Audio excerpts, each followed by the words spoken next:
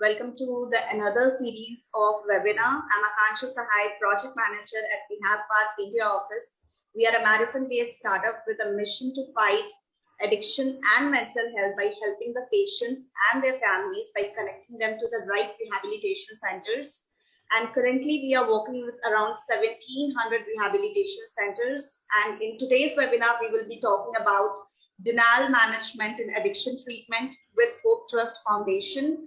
And our speaker is Mrs. Rajeshwari Luther, who is the co-founder and director at Hope Trust Foundation. And from our team, we have Rajnandini Rathod, who is a psychologist, and she will be driving the rest of the conversation for today's webinar. So it will be a 1-hour session, so please feel free to drop your questions on Zoom and on our Facebook page, and we will be taking it at the end of the session. Thank you so much. Over to you, Rajnandini. Thank you, Akansha, and welcome, Mrs. Rajeshwari. So I think we have a very interesting topic to talk about today. But before we get into it, could you tell our listeners a little bit about yourself?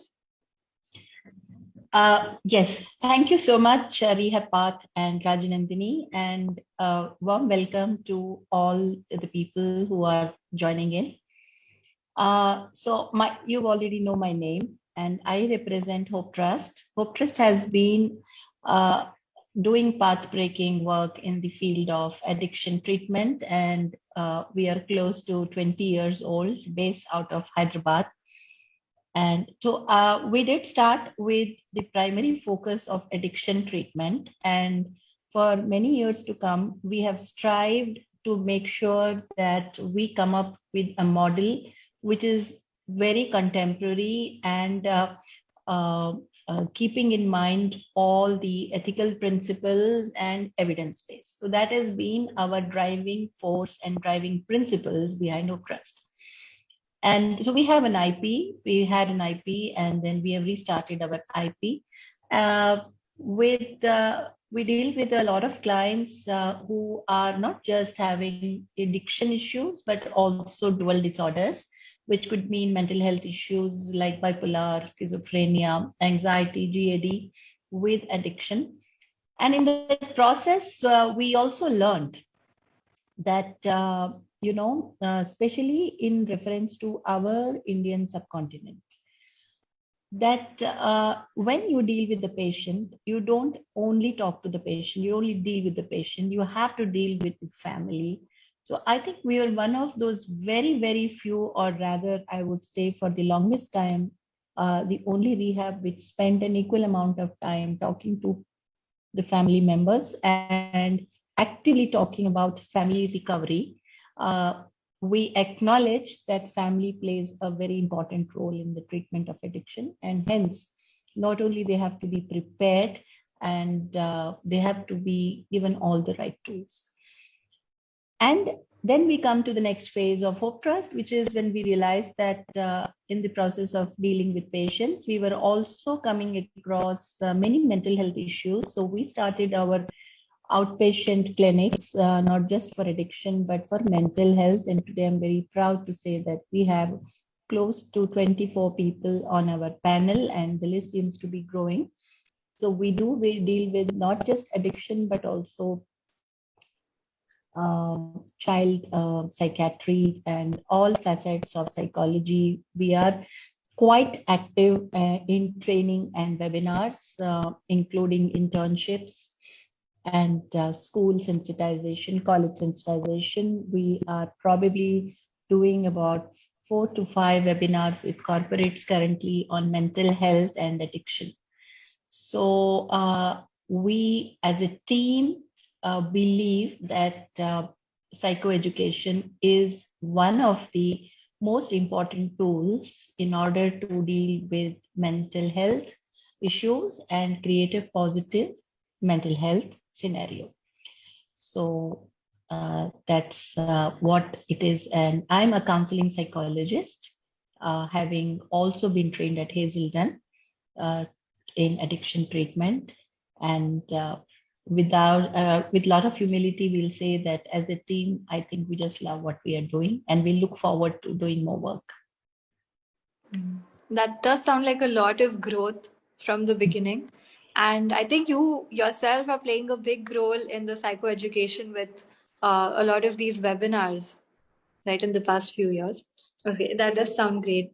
Uh, so yeah, I was just going to ask what the journey for Hope Trust has been like, but I think you've already answered that.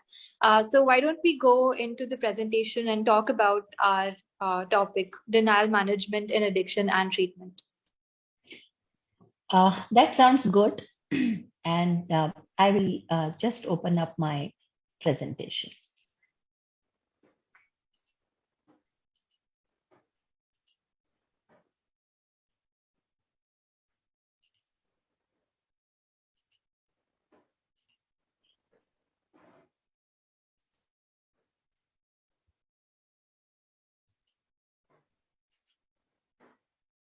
So while I wait for the slide to open up, I just want to talk a little bit about what our topic is all about.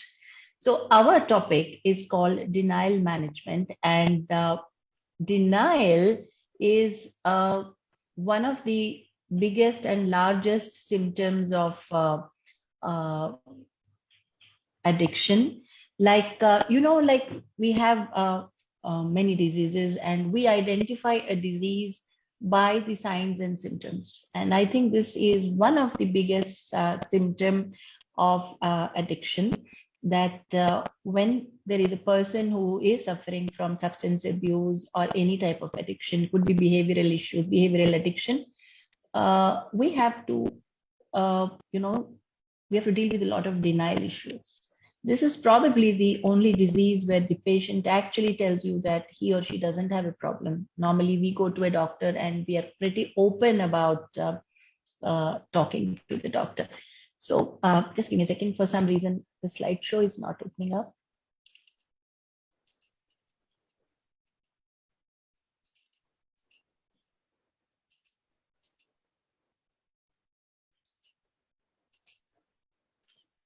Uh, I don't know why, but the slideshow is not moving ahead, Rajnandani. Though I am. I think there's also an option below to start the slideshow on the right hand corner. Okay. Yeah, that the one right on the right. Yeah, right to this thing. Perfect. Works, I guess. Perfect. Okay. Great. Right. So let's talk about denial management.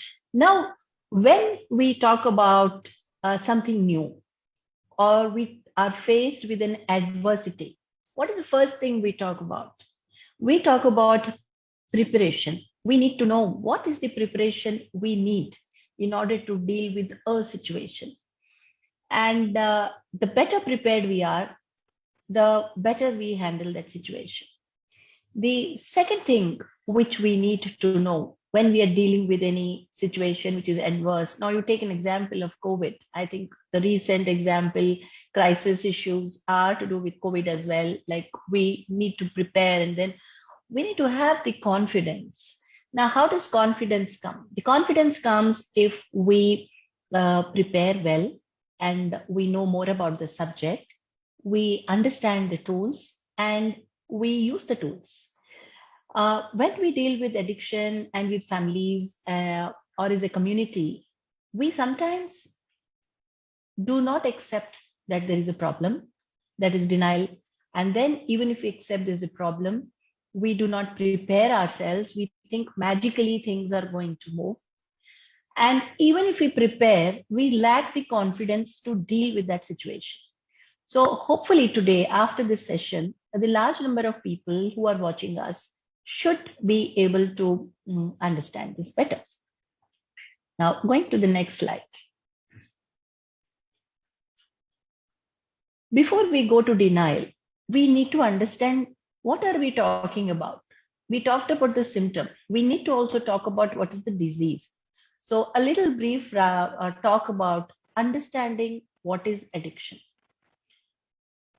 Now, when we talk about addiction, now this session, I'm just giving statistics about India, but I'm sure that World Health Organization talks about 10 to 15% of the population worldwide having some or the other type of substance abuse and substance use disorders. So in India, we are talking about some 14.6% of the population are users of alcohol. Let us remember one thing. Alcohol is the oldest drug known to mankind, glamorously advertised, enticingly packaged, and socially consumed. So this is about alcohol. It's the widest drug known to mankind, other than nicotine. Over 8.5 lakh people inject into themselves and are addicted. Approximately 1.18 crore people use sedatives and inhalants, which is off-the-counter drugs. And 2.6 crore people in India have used or using opioids. Now, this statistics is about substance. I have not brought into the picture the recent trend of behavioral addiction, screen addiction, and many other forms of addiction, which are not into this preview today. And this is according to the National Drug Dependence Treatment Center as late as 2019. Now, what is addiction? When we say addiction is an inability to stop or control the use, there is a great amount of craving and a mental obsession. This is like an OCD, where there is a obsession to think and compulsion to use. There is a physical craving along with reduction in the understanding of the impact of the behavior. Sometimes you must have come across people who have said that, I just don't understand. This man or woman just keeps using, knowing the harmful effects. So that is what happens. And addiction is also highly relapse prone. Many of my patients and their families, they come to me and they say that, once you go into a rehab, will you be cured for life? So we will understand that question as we go to the next slide. So there are stages of addiction we talk about. It's a progressive addiction. Just the first time you pick up a drink, you just don't become an addict, right? We don't even know how many people who pick up drinks will become addicts. So it starts with casual experimentation, recreational use. Then it progresses to habituation. Then it progresses to abuse. And then the last stage is the dependence. So let's see. So this is a vicious circle where the experimentation leads to recreational use, leads to habituation, leads to abuse, and leads to dependence. Now, sometimes a person who is habituated can actually stop and be abstinent for some years. And then they can go back to recreational use again because they might feel that, I have not been drinking for the last 5 years and now my body is healed and I can start drinking again in a controlled fashion. So this rule doesn't apply to such people because their body threshold is already reached a certain level and they would need that kind of the substance in order to feel that good about themselves.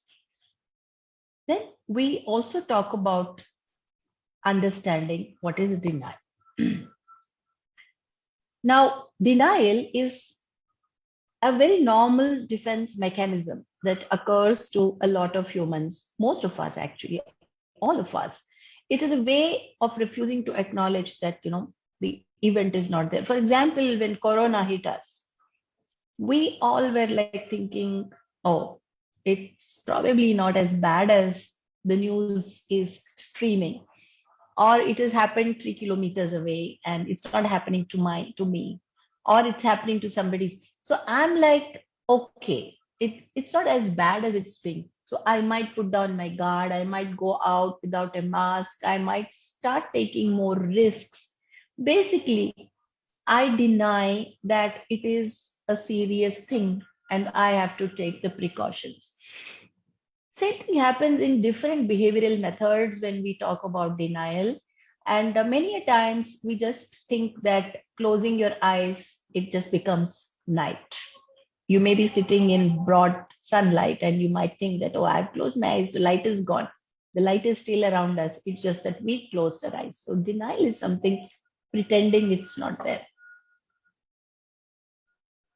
Now, denial can occur both at subconscious and conscious levels. At the subconscious level, the individual who's using the substance may be completely unaware that uh, they're experiencing denial, and they get very confused that why are people around me creating so much of hangama, and why are they questioning my behavior so much. At a conscious level, the person understands and just pretends he's not heard or she's not heard and just ignore the truth.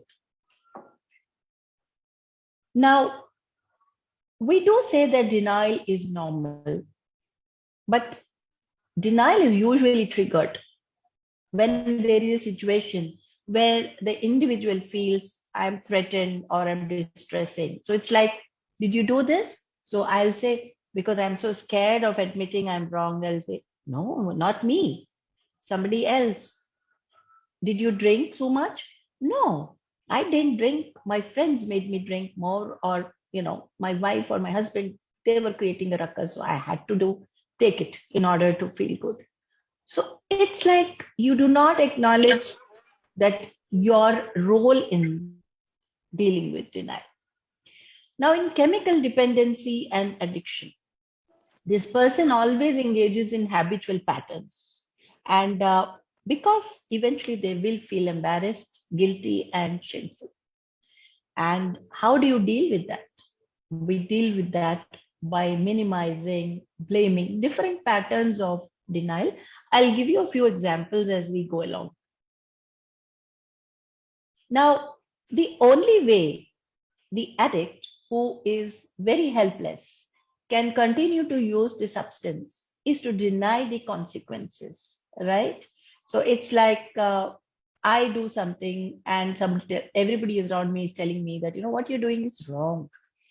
So I'll keep justifying it. I'll keep coming up with reasons why I do that. Okay, I sleep late. This is why I sleep late. I have 8 cups of coffee in a day. This is why I do that. So I drink so much. There is a reason for to do that. Similarly, an addict will always come up with reasons for drinking and not being able to stop, and not realizing, half of them do realize, or more than half, that this is something they're doing it willfully. So the family is very confused. Can't they see what's happening? Why are they denying it? So this type of denial. So denial is one of the core features of the addictive personality, and it could be divided into two types: type A denial and type B denial. In type A denial, the person knows the person has a problem, but if you confront them, they will say no. Now, in type B denial, the sometimes substance abuser is not even aware they have a problem. And it takes time for them to acknowledge, realize. That is why in Hope Trust and in all treatment centers who use evidence-based approaches, it's very important to help the client and the family to break the denial. It's like you build a wall. So you need to break the wall and build a bridge. The forms of denial. So denial can be manifested in many forms, like rationalization. I'm not hurting anybody. I can stop whenever I want to. Oh, but I only use it to relax. You don't know how difficult it is to work from home. You don't know how scary is it to deal with COVID. And I need to drink or use drugs to relax. I can blame. I can say that I drink because my wife or my husband nags me. Now, when I say this, I know most of you will say we are also in the same boat, but that's not true. I drink and use because my wife and husband nag me. If I had a more understanding boss, I would need to drink to deal with that. So the blame shifts from you to the boss, and so on. Then we talk about minimizing. So if you ask an addict how much you drink, in fact, many of the patients who come to us, so we ask them, okay, what is your drinking pattern? I think more than 95% of the patients would minimize. And eventually, with therapy and when we work on breaking the denial, then we have the intervention sessions with the family, they probably will acknowledge the true extent of how much they're drinking or using drugs. So now you will see that in my PPT, most of the places I'm using alcohol, but make no mistake, the same rules apply to all levels of drugs. So whether it's a drug or alcohol, and alcohol is a drug, it has a chemical formula. That is what most people try not to remember. So another form of minimizing is that I don't do it as much as my friends. There's another form of denial, which is very commonly used by addicts and alcoholics is, okay, so I'm watching that you're drinking too much in the last few weeks. So I would very smartly steer the conversation and say, but let's talk about your job. I heard your company is going for a diversification, or, oh, I also heard that you got a new job. So how are you going to cope? So they will shift the focus of attention from themselves to the person who is questioning them. And it happens quite frequently. Now, addicts and alcoholics, they use a combination of these denial mechanisms to deal with their addiction. Then we talk about hostility. When we talk about hostility, many of these people, when you confront them too hard, not everybody will be very nice and say that, oh, but diversion and justifying. They would stay attack, because for them, attack is the best form of defense. Now, hostility comes from fear. Remember that fear is a big reason why most people have anger. So when they are scared that I will be caught on the wrong foot, they will react with hostility, and so that the person will not bring up the subject. They will be physically aggressive. So active aggression and passive aggression will be shown in order to make sure that the people around them don't talk to them about this.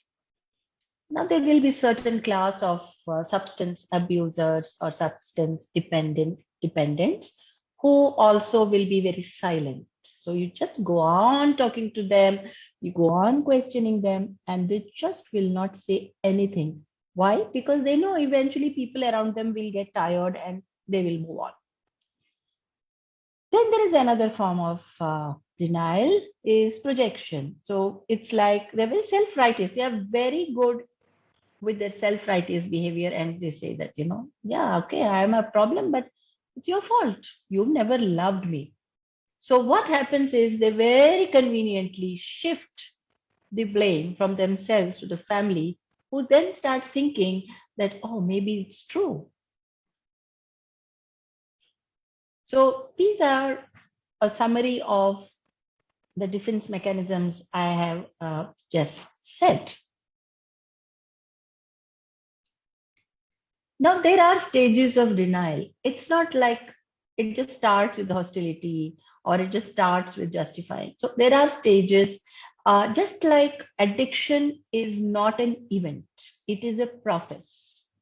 It doesn't happen overnight. The same way, like the disease. So we talk about, if we talk about alcohol, we say alcohol plus ism is alcoholism. So alcohol, sometimes even if it is removed from the person's life, the ism stays. The ism is nothing but all the other manifestations, the thinking and behaviors associated with substance use. That is why in our language we use the word dry drunk to denote people who might not be using it actively for a period of time, but their behaviors will be just as same as when they are drinking. So coming back to stages of denial, so it is a process. Similarly, the recovery is also a process. Like people come to us for a 1 month, 2 month, and a 3 month program. The gold standard is minimum 90 days, but people come to us with all kinds of thinking. So we tell them, they ask us this question, once he comes out or she comes out of therapy, Will they completely stop drinking and using drugs? So this is something I want to convey through this webinar. They have not become addicts and alcoholics in 1 month, right? Even if you go for a heart surgery, what is the doctor going to tell you? That, yes, I'm going to remove the blocks as of now. And for the rest of your life, you need to focus on creating a better lifestyle. You need to focus on avoiding certain behaviors, certain foods, taking your medication. So again, the doctor puts you on a convalescence. Now we have to acknowledge and remember that this is not a moral shortcoming. We are talking about addiction is a disease. So we need to remember that when we talk about treatment or recovery. So let us see what are the stages of denial. So stage one, the individual does not recognize that they have a problem and they firmly believe that they are okay, and they will keep trying to justify in spite of overwhelming evidence. So they'll keep saying, no, it's not possible. No, it's not possible. It's like there is a wall you can't breach. Then we go to the stage two. In this stage, the denial often denies the need for continuing sobriety. So many clients do relapse emotionally or physically, because when they go back, the denial comes back. So it's like 2 steps forward, 1 step backward. That is the recovery path usually most people take. And in treating addiction, we also think about and talk about the Jelinek curve, which very beautifully understands the progression of the disease and how a person gets into recovery. Now, the stages of recovery can overlap. So the person can go back and come back. So again, there is an equation we talk about treatment of addiction, in particularly dealing with denial, is that if you take 100%, 100 patients, so we say 30% when they come into recovery the first time make it, 30% might hit a couple of relapses and then become okay, and that 30% keep going through the revolving door, they never get into recovery, and 10% is just fatal for them. So stages of denial is stage two. This what happens is, by then I think the client has understood that he or she is in problem, and they feel so helpless that to protect themselves, they will just not acknowledge that they have a problem. Then we talk about stage three. In stage three, they begin to prioritize other things over recovery and only come back to the recovery program when the problem increases so much. So if we talk about the graph, the recovery graph, we again say 2 steps forward, 1 step backward, and there could be stuck points. So when there are stuck points, that is when the person requires some help to be pushed further back to recovery. And if that stuck point, for whatever reason, is not addressed, then we are looking at option reduction, which means that the person will not have any other choice but to start using drugs, alcohol, or whatever addictive behaviors they are going through. Now let's quickly talk about denial management. So how do you deal with this big Democles sword on your head? As I said in the beginning of my session, preparation is the key, followed by the confidence. Now, why do we need to talk about denial management as family members, as addiction therapists? Because without this, we can't expect to do much path-breaking work and helping the client. So there are 5 steps to denial management. We need to understand that denial is a normal mechanism. So when we say it's a normal mechanism, it doesn't mean that you shrug it under the carpet. No, we then are more mentally prepared to deal with it. We understand what are the principles of denial management. It's important that it follows a certain methodology. We recognize what are the denial patterns the person is using. We explore what are the different denial management strategies. See, one fit will not fit all. Okay, so we'll have to keep looking at different methods to deal with different patients within our principles. And then we need to understand and review the progress and keep developing a perspective. So if our attitude is positive mental health, positive recovery, then this subject can be handled very well. So there are specific denial management strategies. As I said, that no one strategy works for everyone. And sometimes we may use eclectic approach. That means we use different strategies together in a frame of time so that the person gets better benefit. So psychoeducation is the most important uh, tool to deal with denial. Not only we need to educate the family, but in a very big way, educate the client in the disease model of addiction. And we at Hope Trust are very, very committed to talk to the clients because we don't see them as flawed people. We see them as our VIP guests because it's like, even if they're difficult, sometimes we have to be firm with them. But for us, they are the primary focus. And it's so important that we must help them. So educating them in different areas of addiction, family counseling, there's sometimes things they don't understand or they may not have thought about it. They may know a lot about different types of alcohol, different types of drugs, but many of them would have cursorily just done a little bit of Google search or internet search. But the extent of what it does to them is something most people don't know. We also help them to look at their past relapses and what strategies worked and didn't work. So these people, the clients and the family, sometimes the families we find are more difficult to handle than the patients themselves. They may go between denial and insight. So we need to make the pros and cons matrix, or we need to do what we call SWOT analysis, or whatever we want to call it. So just a matrix, decision-making matrix, which is available. So what are the immediate consequences? What are the positive and negative? What are the long-term consequences if you stop or don't use? And if you continue to use, what are the positive and negative consequences, and what are the long-term consequences? It's not easy for the client to go through this because they're very scared because their best friend is going to leave them forever. So when you go step by step, it builds in their confidence. That's what I said in the beginning of my session. Like you need to prepare. Even if you go through our Indian mythology, in Mahabharata, Arjuna was a top archer. Did it stop him from facing obstacles? No. How did he manage to ace the war?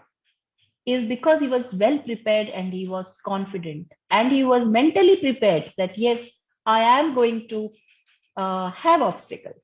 Same way, when we talk to the patients and the family, we tell them there are going to be obstacles and we will deal with it as we go along. Specific denial management strategies. Personalize the denial pattern. So not all sessions can be done in a group session. And we will deal with the individual specifically. So there will be sessions on denial, which we will be doing in group, and we will also be doing one-on-one. So one-on-one makes a lot of difference. The empathy, the knowledge, and the combination of both can do wonders to deal with addiction. Then we talk about control automatic reactions. They will have, so we do what we call as a thoughts and feelings session, an emotional management session. We help the patient to examine their cognitive distortions and what we call in psychology as cognitive reframing is I think, I feel, I act. So how do you feel about this? What do you think about this? And then how do you feel about that? And what happens? What is your behavior? So we help them to identify the entire process of think, feel, and act. And we have to do it over a period of time. That's why the gold standard is 90 days, because it's many people today opt for a month program, and we are not against it, but they need a follow-up. So teach impulse control. Now we know that addiction is also a disease with poor impulse control. So which means that it's not easy for the addict or the alcoholic or any type of behavioral addiction, what we are seeing today, to say no. So we need to teach them. We use the 12-step program, and we help them. We give them slogans in the pocket. In fact, we have small booklets which we give them, and we say, carry the program in your pocket and think, think, think. So every time you say think, think, think, it's like I stop, halt. It's like you are at a traffic signal and you're halting, rechecking, going ahead. Over a period of time, practice makes it perfect, and the client is able to deal with impulse control. And in some cases, we may have to resort to medication as well in order to help them. There are many anti-abuse treatments which are being used, but again, these are not generalized. It depends on person to person. In the last step, clients are encouraged to develop a perspective about themselves. You do so much work with them. At the end of the stay, you actually give them their entire life on a page and say, look, this is what you're looking at, and how can you make it better? So whatever we do in Hope Trust, the purpose is that when the person goes out into the real world, the person should, and the family should be able to use these tools. And it's quite okay if they face problems and they come back. We are going to reinforce the tools. So our long-term objective is that the person gets into recovery, and it's not a shame if a person relapses and comes back for treatment. So the conclusion about today's topic is that denial is very normal. In addictive disorders, denial serves to keep the individual away from the pain, and it delays the recovery. There's a saying in the 12-step program that no pain and no gain. So breaking through the denial is necessary for entering and staying in the treatment. The denial management skills also include providing psychoeducation and teaching the client and the family. In Hope Trust, we don't say we only have the abuser as a client. For us, the entire support system are clients, because unless and until you help the support system, because the person is going to go back to his family, right? So unless you prepare them, they will have a magical notion of what's going to happen. So that helps us to help the client to deal with preventing relapse. And role of support group and family is extremely important. And that is our fundamental guideline in Hope Trust, which we tell our counselors repeatedly, and they do it also very well, is talk to the families again and again. So thank you. And with that, I am open to questions.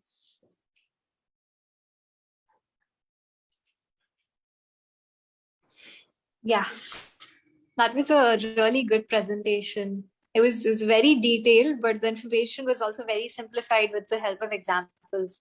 So I personally really liked it, and I'm sure others must have found it very informative too. Thank you. So before we go to the guest questions, there are a few questions that I have. Yes. Sure. Can I go ahead with those? Absolutely. All right. Yeah. So my question is, does everyone eventually come out of denial either on their own or through someone's help? Or is it possible that they can stay in denial forever?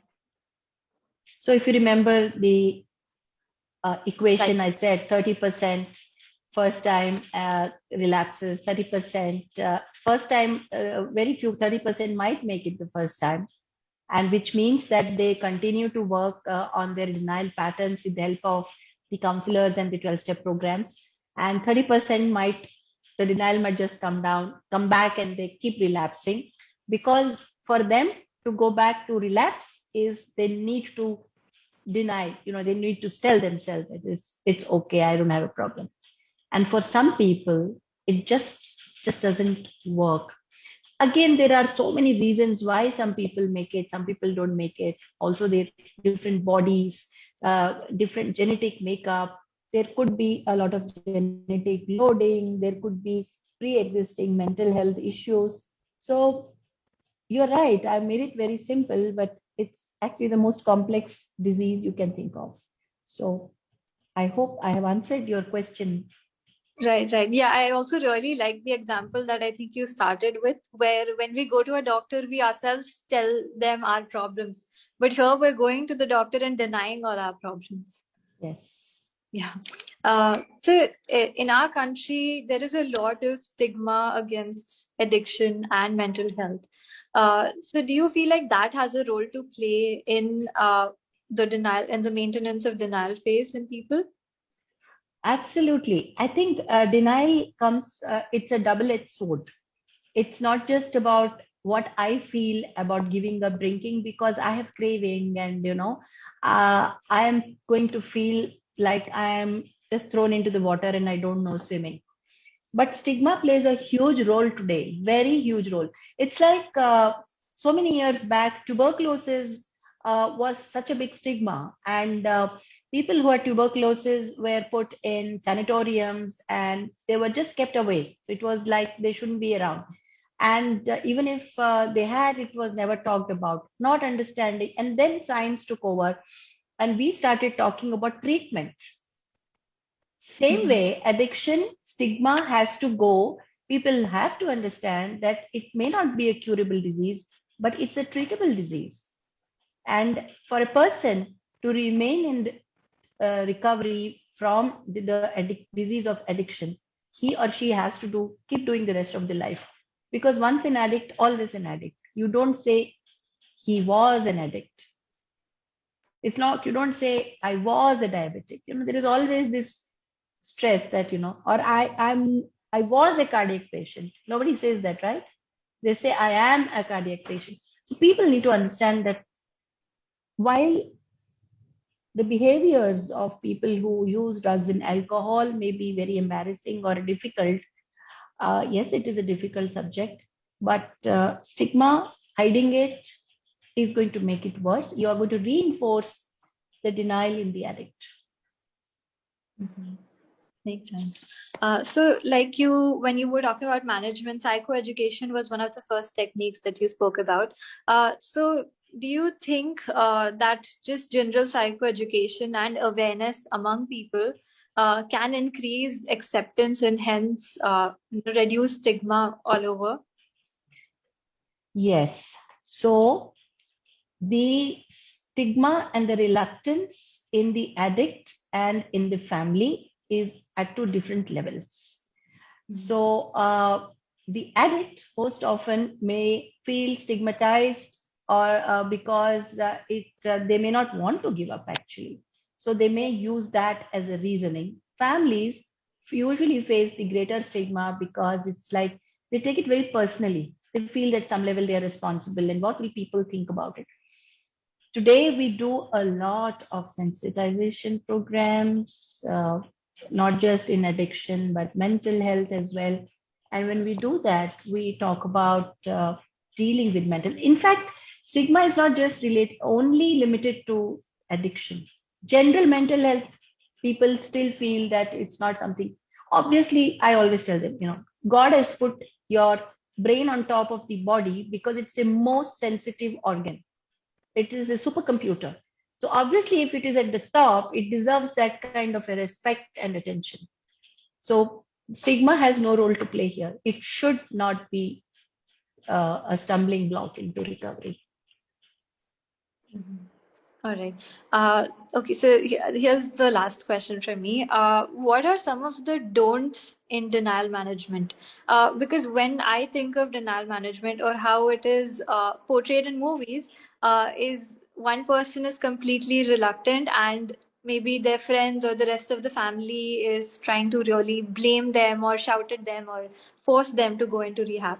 So Is that how it is, or are there some don'ts in denial management? The don'ts will be significant if you know the subject. The problem is most people do not understand the subject because we don't talk about it. So one of the things we don't do is start blaming the addict completely.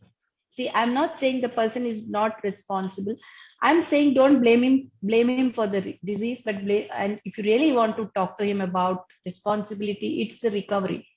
I may have a problem. I didn't know how I got into addiction, but fine, I didn't know. So, but that I doesn't mean that I can be excused for not getting into recovery. So there is a difference between taking onus for the disease and taking onus for the recovery. Because if we keep only talking about the onus of the disease, then most people won't get into recovery. So to help them to get into recovery, you can, okay, fine, whatever reason you got into it, now at least now you know, and now it's your responsibility to get into recovery. So it's a little bit of a mental game you have to play with the addict. Otherwise, if you are saying you are a bad person, so one of the things we use in our treatment, the terminology is not bad, not mad, but sick.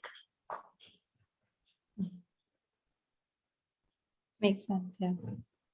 Because it's often considered as something shameful, as a morally wrong thing to do. I think that's where it gets tricky. Well, they might indulge in activities which are morally not correct, but I don't think most people, addicts, really want to be in that place because they have to deal with so much hostility around them. Yeah. They just continue because they don't have a better choice. All right. Okay, so that's all the questions from my side. I think we can take some questions from the audience. All right, there's one question asking, do most rehabs follow, one second. Yeah, so do most rehabs follow this type of denial management process that you've explained? I can't talk about other rehabs, but we are known to deal it in this way. And I'm sure there are people around the country and around the world. I have visited many places in the West and they do follow this model. But in India, yes, there are a few rehabs we are associated with who do follow this model. But by and large, this is a sector which requires not just psychoeducation for the patients and the family, but also the counselors, because it's not a subject which is well spoken even in areas of counseling. So I would not like to comment on other places. All right, yeah. Then I'm really glad we're talking about this topic, uh, since I think this should be talked about because this is a major problem in people. Yes, yes. There's another question asking, is it possible to come out of denial with the help of family members? If yes, then how? You see, this is a team effort. You may have started this problem of drinking and using drugs alone, but eventually, and there may be some cases where the families are responsible for creating the triggers, but it's a team effort. And yes, uh, you can come out of denial or deal with denial with the help of family members. That's exactly what we try to do. When the patient comes to us, we do an intervention and we try to ask the families to talk to the client and tell them what exactly they have gone through because of the problem. And so we try to, so there is a wall before they come between the client and the family. When they come to us, we try to create a bridge. So yes, the answer to that question is yes. But that's not enough. Just because your family is okay, they've understood, but you still need to be treated. It's not good enough to say that okay, my family knows I have a heart problem, I have a disease, I have a diabetes, I have a kidney problem. You still need to go to a doctor, right? You still need to get into therapy.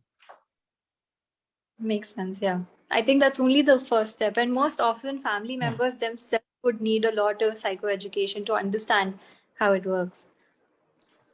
Yes.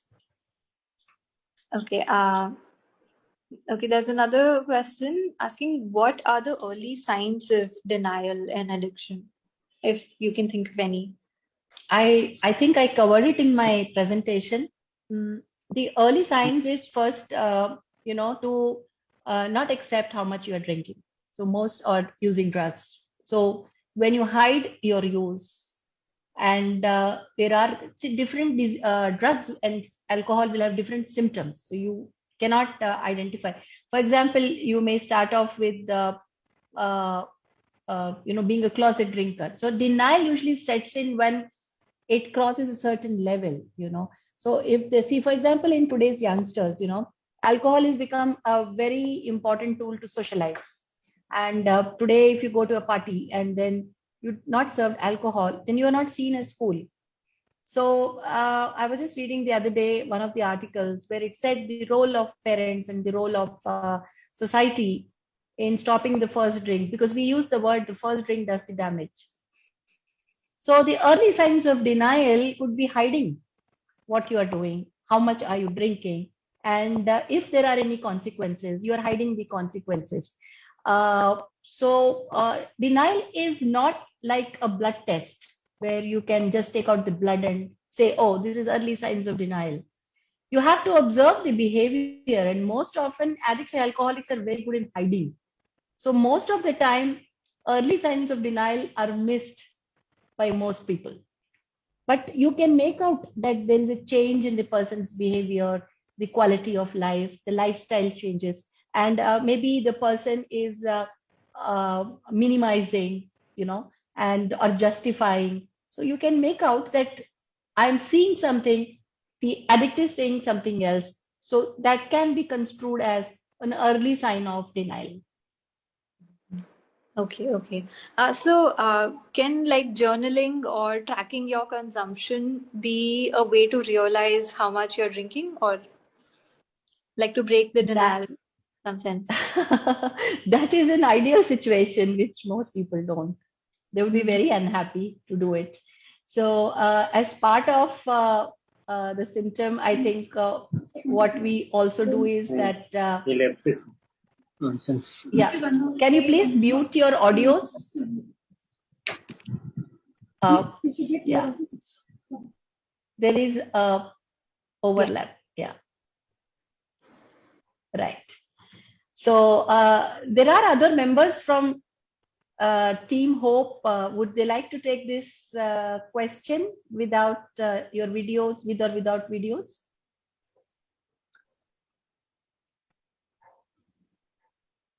Okay. Can you please repeat, Rajnandini, your question again? Yeah, I just asked, can journaling or tracking your consumption help come to reality or break the denial? Well, that's what we do when they come to us. We do quite a lot of journaling with them at different levels. And I'm hoping and praying that as part of our uh, Hope home detox programs, we can make them do it at home as well. But definitely when they're in treatment, this is a great help.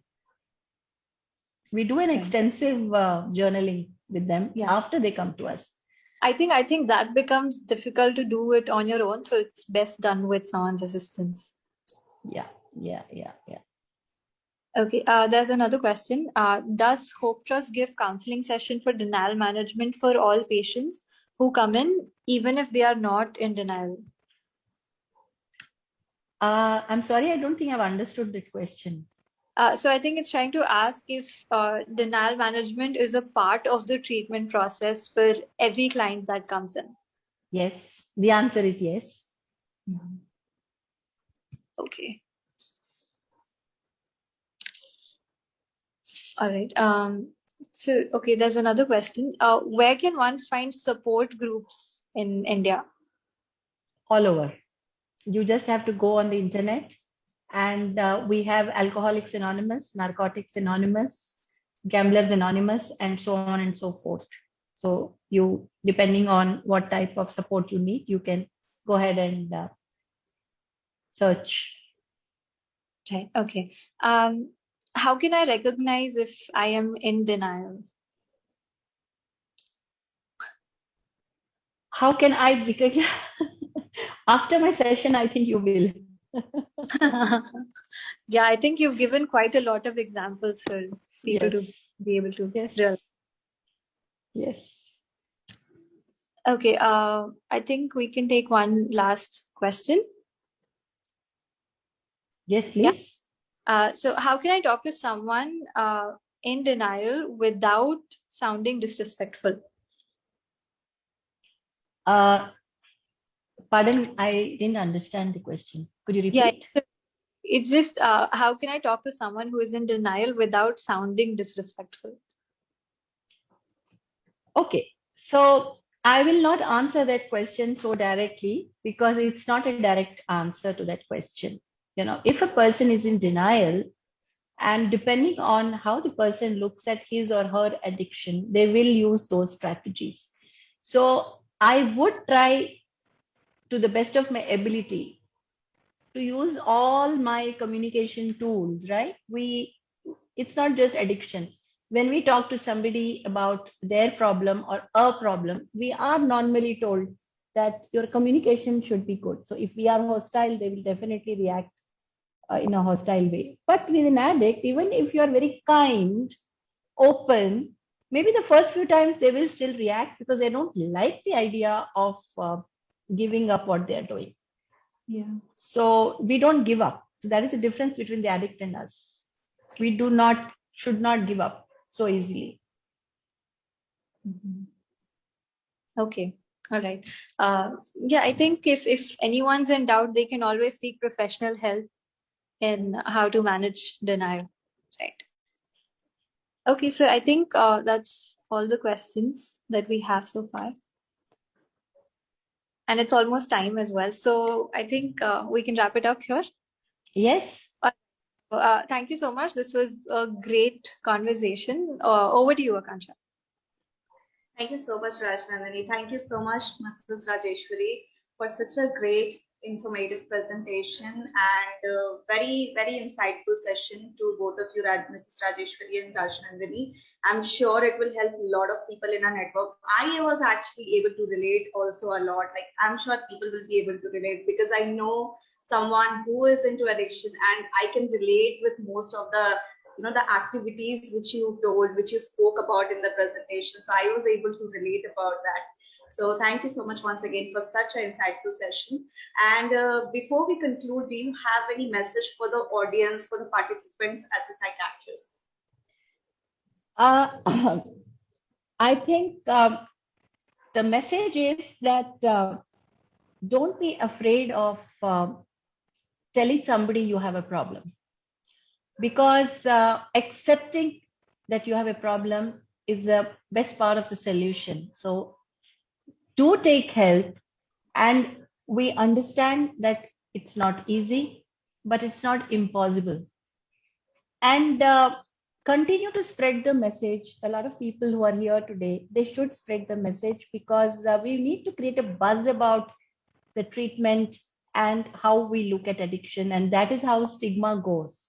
So to deal with stigma, I think it's psychoeducation is not limited to just people like you and me. It is like everybody who is attending this webinar are psychoeducators, and they should spread the message that if somebody is sick, they should seek help. And that should be my only message for today. Thank you so much again for the great Yes. message. And thank you once again to our whole participants and the audience for the active participation. And thank you once again to Mrs. Rajeshwari and Rajnandani for the great session. Soon we will be back with another series of webinar. Till then, please stay safe and take care. Bye-bye. Bye, everyone.